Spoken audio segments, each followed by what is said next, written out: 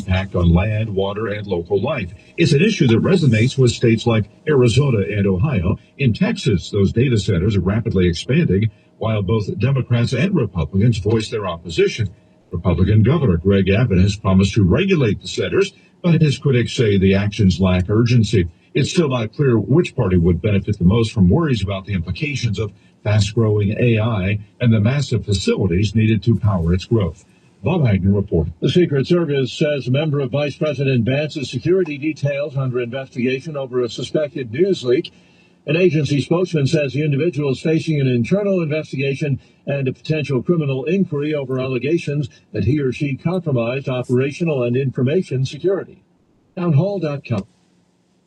Truth is the authority. All right, first thing, bring your A game because I'll take nothing less. We're going to have an open and honest discussion, but the facts matter. Let's talk about the people. It's common sense. It's principles and policies that work for everybody. I just want to talk about how to fix this country. The Daily Whip Show.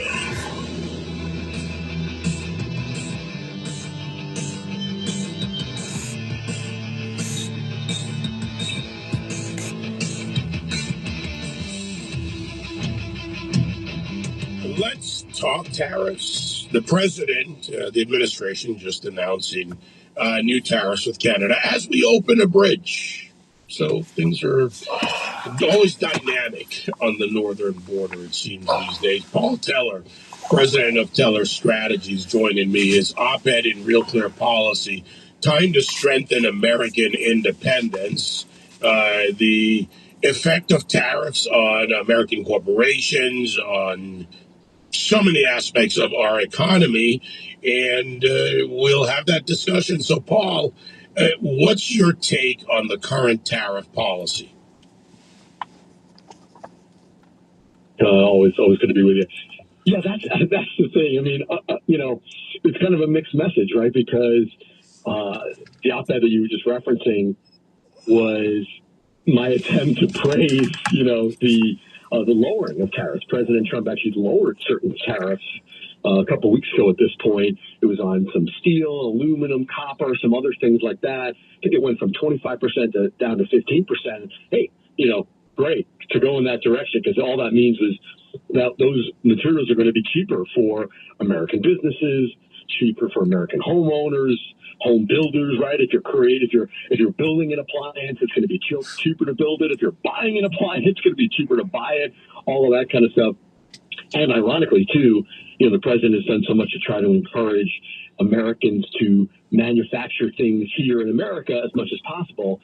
The thing is, as we've discovered, sometimes when you're building or expanding a facility in America, you need certain equipment that, at least as of right now, only comes from, another country, certain specialized equipment to build a factory, expand a factory, that kind of thing. And so ironically, those things have been made more expensive by the tariffs. So even people who are trying to do good and, reshore and build manufacturing facilities in America, we're finding it more expensive. But then, yes, now you get the mixed messaging of increased tariffs this week, or at least threatened this week on Canada, right? They were done, I think, as a negotiating tactic, because they don't go into effect till August 19th. But then there were some other tariffs announced on other products. It's a bit of a mixed message, which is unfortunate for Americans, I would say. It's unfortunate in its negative effects, and there are negatives and positives, and some undetermined. Right. Is it also a product, not just of President Trump, because these problems, plural, didn't begin with Trump 1 or Trump 2.0. They have been going on since the WTO was built out. The offshoring, outsourcing, the fact that the globe itself, and not just the United States, but especially as we're a manufacturing superpower, outsourced its base goods, base materials, or key materials. Now, there are business reasons for that are legitimate. There are others that were more about bottom line, and, all these things matter. But this problem has been going on a long time, and the fix was never going to be one that happened overnight or didn't come without some damage. Great point. And in fact, that's something that I think we in the conservative movement should also look in the mirror about, because this goes back to, I don't know, maybe the George W. Bush days or even before, where we were okay signing trade agreements that were okay for us, but like really good for foreign countries, right? They would get the massive windfall, in Europe and elsewhere, and America would get some benefits, no question, but certainly it wasn't equitable. We kind of just said, well, okay, it's a little step in the right direction for us, and gosh golly gee, isn't that great? We're helping our allies. And, that's proven over the long term to really not be fair, to really be a mistake, and that it really should be, if not equitable, at least, more beneficial to America. And that's what we should be working on for future agreements. And I think that's what the president is speaking boldly to. So we appreciate that. Part of the failure that I see, and sometimes it takes time to see this all work out, and why I bring up the World Trade Organization as a marker or starting point. Then there were the MFN status, the most favored nation status approach with other countries. There was also a deliberate ignoring by prior administrations, Republican and Democrat, and combined with business interests of the country you were dealing with, their systems of laws that protect and sometimes cost us more, the cost of doing business, right? You pay an input going in, you pay a VAT tax, you pay all of this, but you're getting cheap labor and bringing it back in form of a product. So, and then we over-retailed as a country. So the doors were thrown open, but what was missing in a lot of that? And this is something that I'm learning more and more about in the last years, not just related to Trump, is that when you spoke, and I do speak to some of these other nations' leaders and former leaders, they said, we didn't want what was happening. We wanted business deals as nations rather than imposition of a capitalist idea without a true long-term business strategy.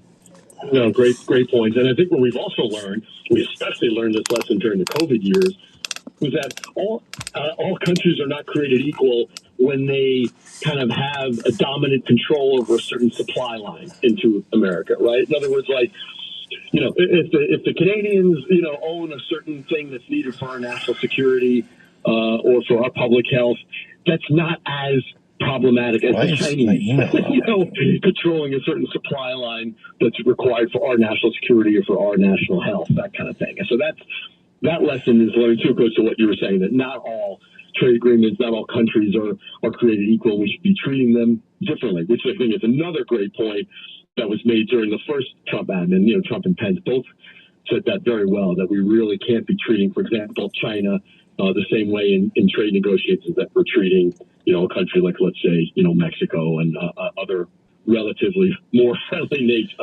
neighbors and things like that. But even in that respect, and there's no perfect answer for this, first thing everybody's got to be honest about, varying systems changes, political changes, social changes, but even within our northern and southern border, the change from NAFTA to USMCA, and I'm going to use another, I don't know if it's an analogy, but the approach of a rules-based system so that when politics change, at least there's a better set of rules in place. Kind of like the Fed. Instead of having personality-driven Fed, the new Fed chair wants to have a rules-based Fed. Yeah, no question. And that's something we always need more of, right? More adherence to the rule of law, predictability. And that's what I think we're hearing from a lot of businesses out there of all types. And in the op-ed that you were referencing, we dive in a little bit on the housing industry, on appliances, because that's, I think, who's being hurt by so many of these tariffs.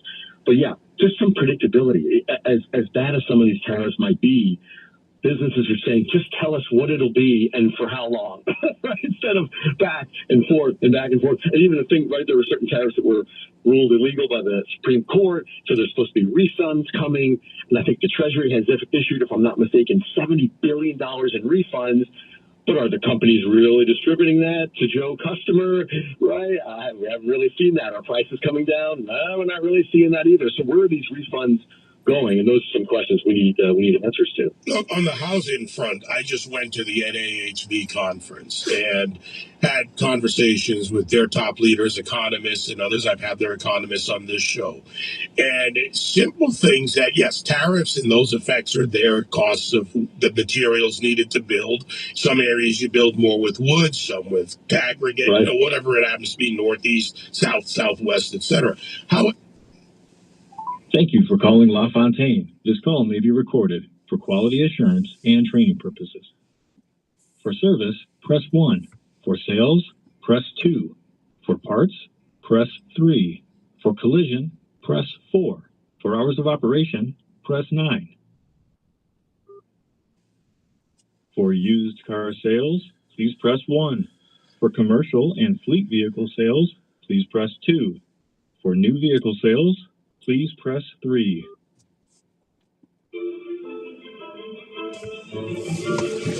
Thank you for calling it. LaFontaine Chevrolet Effects. You have new and used cars. This is Curtis. How can I help? Hi, Curtis. On June 27th, me and my son were there. We traded in a Trailblazer and we purchased Equinox. Okay. I'm just not getting around to. It's plated out of Ohio, so we just moved the plate over to it, but I want to get it done in case he gets pulled over or something like that. What I'm going to need is the title, which is part of the buyer documents that were sent to me. I haven't even opened an email because I haven't needed to yet, and I just did, and I read it. Apparently, all the documents are in a zip file, and it says that the password that I gave, I don't remember giving any password or setting up any password for this zip file. Got it.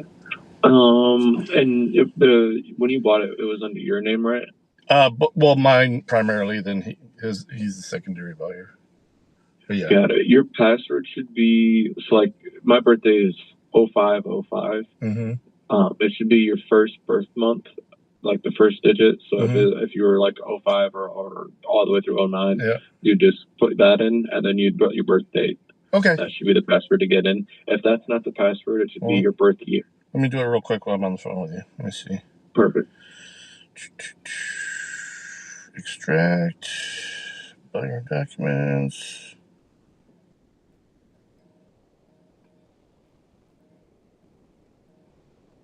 Okay. Try the birth year. It might be his too, so let me try them both. No, neither one of them, not my birth month and day or year, so let me try his. Now you guys making me think. 03, 2, 6. Oh. None of them seem to be working. 03.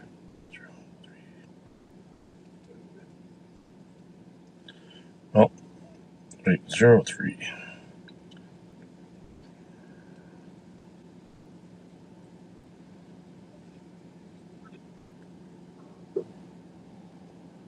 None of them seem to be working. Either One mine. of them seems to be working. No. All right, let me transfer you over to a finance manager to help with you, okay? All right, thank you. No problem.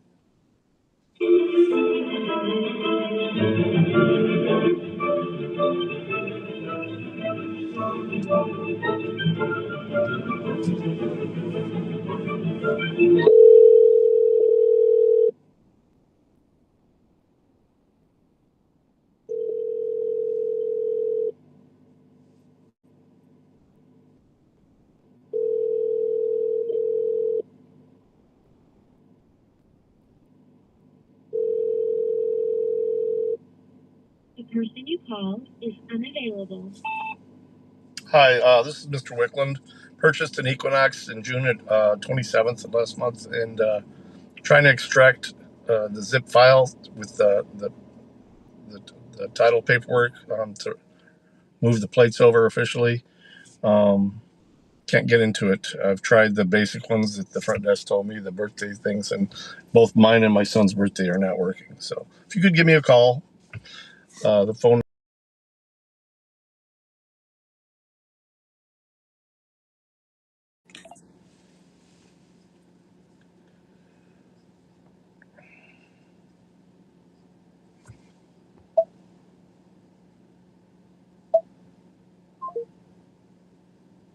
we need to change in the states and to some degree at the federal level our legal or our tax structures and our regulatory structures. When you have a $500,000 home, or somewhere between $500,000 and 700,000, and 100,000 or so of the dollars in the cost of that home are regulatory, burdensome, and unnecessary costs. Yeah, we when I say we, people can complain all they want about it, but the fact is there are things we can fix here at home that would bring that price down, which would also be helpful in dealing with the banks and interest rates and other things to make home ownership, building to occupation, to occupancy much more affordable.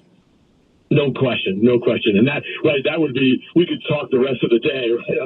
The different drivers of home ownership going, getting out of reach for so many people, or even if you could still reach it, it's a harder reach, it's a more burdensome reach, it's more debt, it's, longer paybacks, all that kind of thing. So no question. But yeah, you're right to say that we have to at least look at the regulatory burden, the tax burden that's, inherent in that. Even things we've been looking at, here in Washington, there's a lot of talk about getting rid of the inflation tax as part of your capital gains tax, meaning, some people are sitting on their homes, they would love to sell, but they know they can't afford the capital gains tax, and so much of that capital gains tax is attributable to inflation, like just runaway inflation, mostly during the Biden-Harris years, and that's unfair. So they're sitting on homes they don't really want to be in. That makes it harder for people to get into those homes, and then capital's kind of sitting around on the sideline that could be unleashed if we really got rid of that tax. And there's other problems too, but there's absolutely things we can be doing beyond the tariffs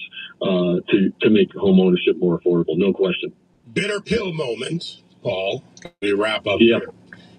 We're going to have to swallow for some time the tariff strategy as it plays out. At the same time, the regulatory issues, the cost issues, the zoning, you name it, all the things that go into building can be dealt with. But we're going to have to swallow the bitter pill. It's not good news for home builders, for would-be home buyers, especially for first-time home buyers who are buying later. But the fact is, there's not going to be a long-term better environment without the bitter pill.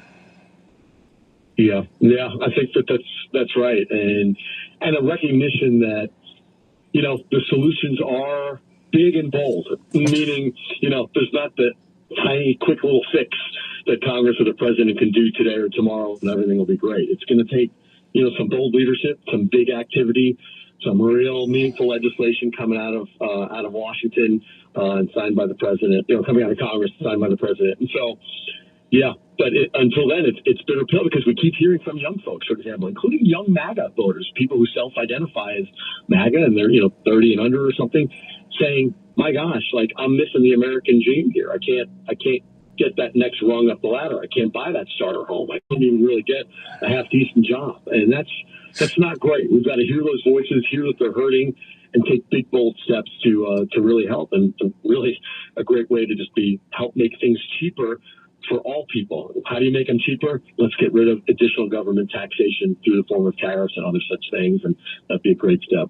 The first step is the truth. And to those young voters, to others, they need this kind of conversation. They need this kind of honesty. They need better understanding and not promises of this quick fix will make your life better and everything will be well again, because that's not reality. The truth will lead us to a much better path. And I know it's concerning, especially in the world of politics, but people need the truth, period. Not the end of the story. Yeah, amen to that. All right. Good. It's always good, Paul. Great op-ed, by the way. Paul Teller, appreciate it, president of Teller Strategies. Time to strengthen American independence. American independence. It's in Real Clear Policy. Starts with the truth. 866-95-PATRIOT, 957-2874. Speaking of the truth is coming to Chicago go into Chicago, but we're going to talk about it in every context with Gianno Caldwell, my friend, my colleague over at Fox News, as he takes on a key issue that matters to all Americans. But of course, as you know, the story of Gianno and his younger brother Christian, but he hasn't stopped. The Caldwell Institute for Public Safety continues to fight for the everyday American, and he's taken the battle into Chicago. Gianno will join me next. 866-95-PATRIOT, 957-2874. Hey, look, the older you get, as we get older every day when we wake up, the more things change, especially with our bodies. Pregnancy, slower workout recovery, sore backs, other health issues. That's why you need a Sleep Number smart bed designed to last 25 years, support your body through all those years with all the changes. You can adjust your own firmness or softness, making it a great bed for couples. The bed contours to your body movements while you sleep, so you sleep comfortably and restfully all night long. And you can find Sleep Number smart beds exclusively at your local Sleep Number store or online at sleepnumber.com. Bundle and save over $300 on select mattresses with an adjustable base. Plus, they have free home delivery. It's a limited time offer. And J.D. Power ranks Sleep Number #1 in customer satisfaction with mattresses purchased in-store and online. Visit a Sleep Number store near you. Learn more at sleepnumber.com. And for J.D. Power 2025 award information, visit jdpower.com/awards. The Will Count Majority. Coming up right after the David Webb Show, I am going to be out today. My good friend Jerome Hudson from Breitbart will be filling in back Monday. See you then. The Will Count Majority coming up next at noon East after the David Webb Show on SiriusXM Patriot. Your medication for enlarged prostate is working. That's what you tell yourself. You're up 3 times a night instead of 5. The urgency is manageable. The stream's not great, but it's fine. That's the problem. Fine. Enlarged prostate, or BPH, doesn't pause because the medication takes the edge off. The prostate keeps growing. The bladder keeps working harder. And over time, those changes can be harder to reverse. But surgery? Not for you, right? Aquablation is not the surgery you're picturing. It's the only ultrasound-guided, robotic-assisted therapy for enlarged prostate. Don't wait until things become unbearable. Find an Aquablation urologist near you. Visit aquablation.com. Aquablation.com. That's aquablation.com. Visit aquablation.com. All surgical treatments carry risks, and results may vary. Side effects may include, but are not limited to, urinary symptoms, mild pain, infection, or less frequently, urethral or rectal injury, or ejaculatory dysfunction. Aquablation therapy may not be right for everyone. Talk to your urologist to learn more. Veterans and active duty service members. When your call to service ends, your mission doesn't have to. Go from GI to IT in just a few months at My Computer Career. Prepare for a high-demand career in cybersecurity, protecting people, systems, and institutions from real cyber threats. Cyber warriors are needed now. Will you answer the call? Go to mycomputercareer.edu/CWP to learn more. That's mycomputercareer.edu/CWP. An elite CompTIA certification partner. VA education benefits are available to those who qualify. Business owners, tired of slow banks, piles of paperwork, and credit-based loan denials? At Signet, funding is based on your revenue, not your credit score. No red tape, no waiting weeks, just fast access to capital with real people who understand small business. You need to be in business at least 1 year and averaging $50,000 a month or more. Get started at signetfunding.com. No cost, no obligation. That's SIGNET funding.com.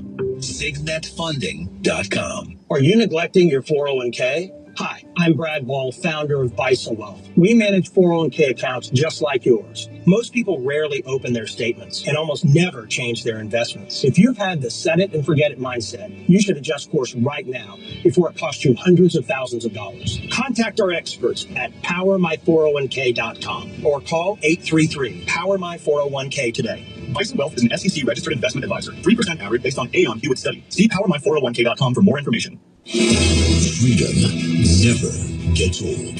Celebrating America 250. SiriusXM Patriot 125. Truth is the authority. This is the David Webb Show.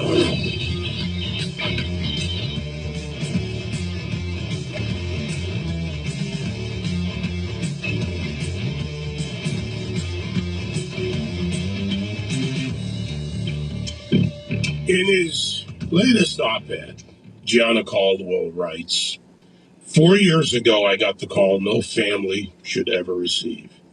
My innocent teenage brother, Christian, had been shot and killed on the streets of Chicago. He was just a kid, full of promise, full of life. Gone. This Saturday, I'm going back, not to mourn, but to march.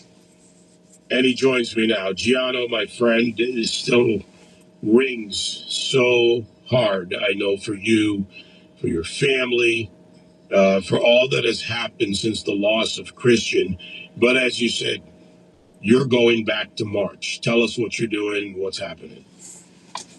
Well, thank you for having me, my dear friend. And I got to tell you, what started off is about my brother who was murdered June 24th, 2022 in Chicago, is now a legacy of helping other people.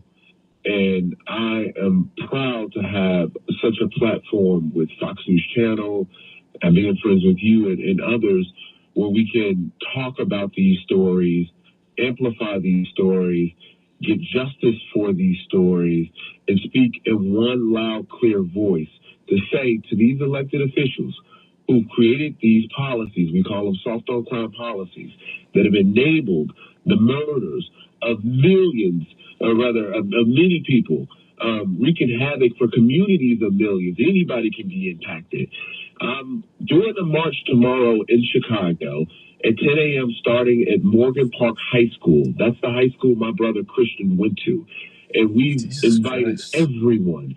This is a nonpartisan event. We've invited the Democrats. We've invited Governor Pritzker, Mayor Brandon Johnson, because they need to see the devastation that their policies have caused on these families. So we want everyone in attendance. And I appreciate you lending your platform to invite folks, whether they be in Chicago, the suburbs, the surrounding states, or across the country. People are flying in for this march to say, enough is enough. We're marching in the memories of those who we've lost.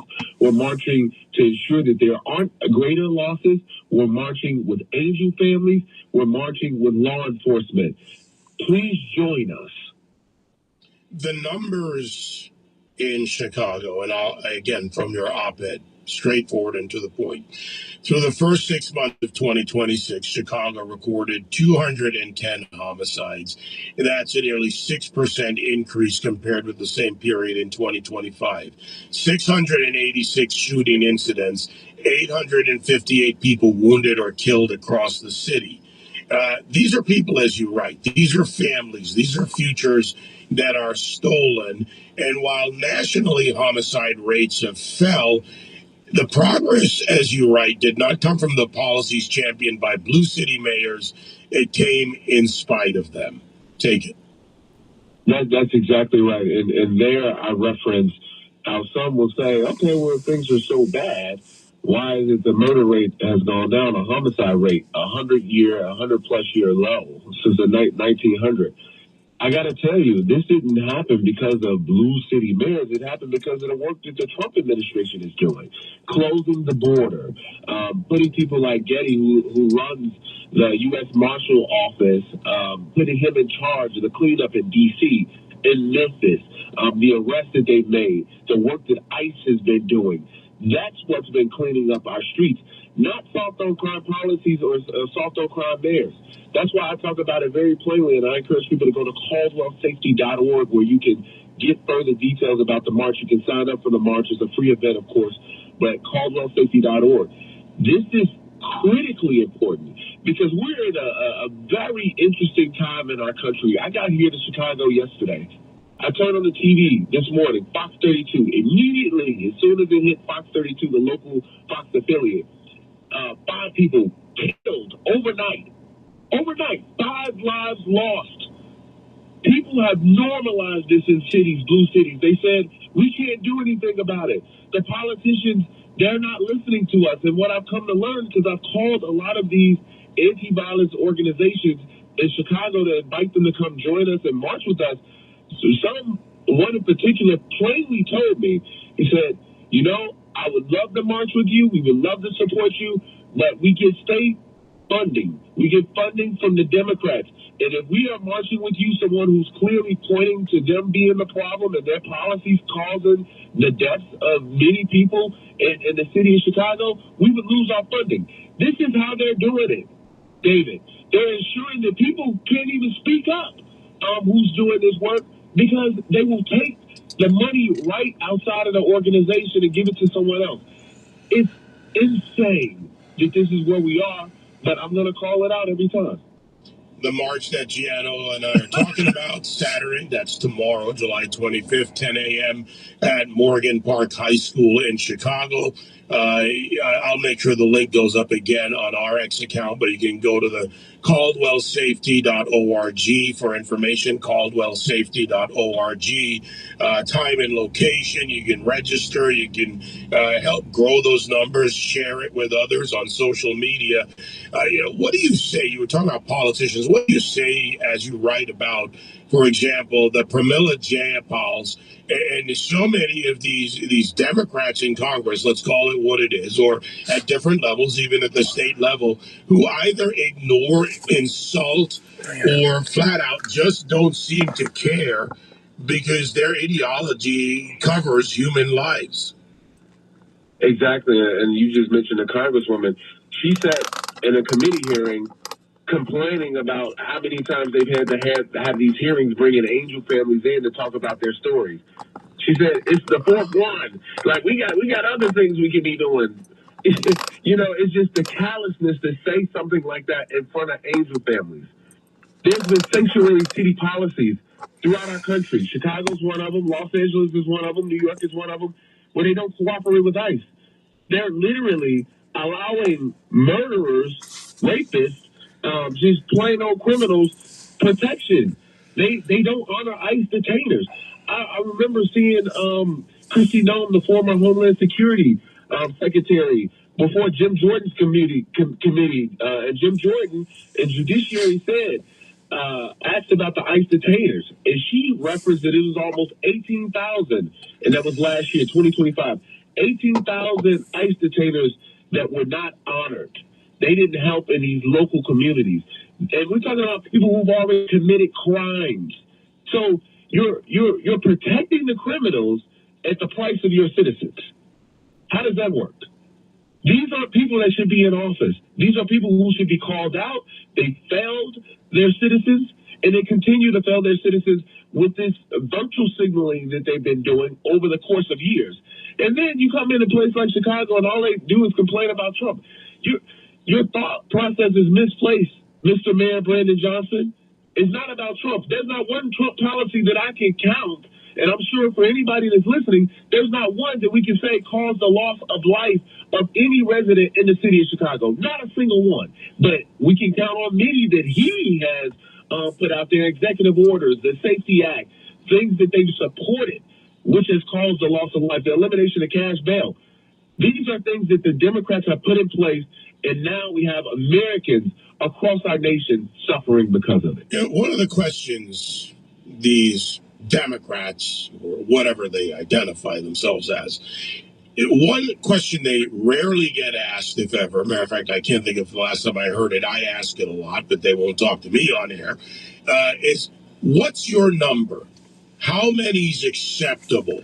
The policies they support that have led to the deaths of thousands of Americans, the casualties and the fatalities combined, and whether by illegal alien criminals or domestic American criminals, the policy or policies plural that support this, that support the sex trafficking, the drug environment, the dealing. They never get it. What's your number? What's your acceptable number? And let's be raw about some of this, Gianno. And I'll go to a New York example I use often. There was an illegal alien.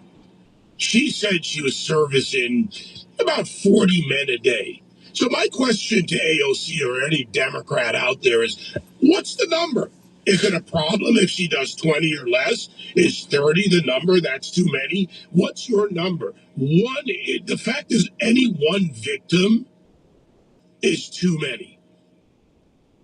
100%. I 100% agree with you, and that was going to be my response. One is too many.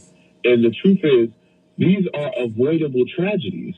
These are things that are just, happenstances that you've enabled the behavior. And, I mentioned earlier, millions of people are impacted by this across our nation, these policies. So whereas I turn on the TV and there's like 5 people killed overnight, 5 lives taken overnight, including shootings where a 13-year-old teenager was shot. Thankfully, it looks like he's going to recover, according to the local media. But these are tragedies that are avoidable. Hey, we don't have to live like this. Who said that we have to normalize these tragedies? I'm sure people are turning on the TV all the time and they look at the numbers and they're like, oh, well, thank God it was only 5. What? It's insanity to me, David, that these conversations that these elected officials have are even permissible. I just saw another clip of Brandon Johnson, the mayor of Chicago, talking about reparations for migrants. What? It's just insane policies. And this is the kind of stuff that we see with the Democratic Socialists as well, who are, what I think, the Socialists have killed the Democratic Party. How's Jared this morning? The Democratic Party has become. So you see this kind of language that is being normalized by people like Brandon Johnson and others. Elimination of cash bail, get rid of prisons, get rid of the police. Don't just defund them, eliminate them altogether. It's this kind of a different mounting system that has led us into these situations where folks think it's fairly normal for this kind of thing. But I got to tell you, I don't think it's normal. Enough is enough, and my brother's legacy will mean something, which is the saving of lives throughout our country. The website is caldwellsafety.org. Tomorrow, Saturday, 10 a.m., Morgan Park High School in Chicago. That's where Christian was a student. And you can RSVP, bring others, spread the word, share the word. Morning to action. Morning to a march.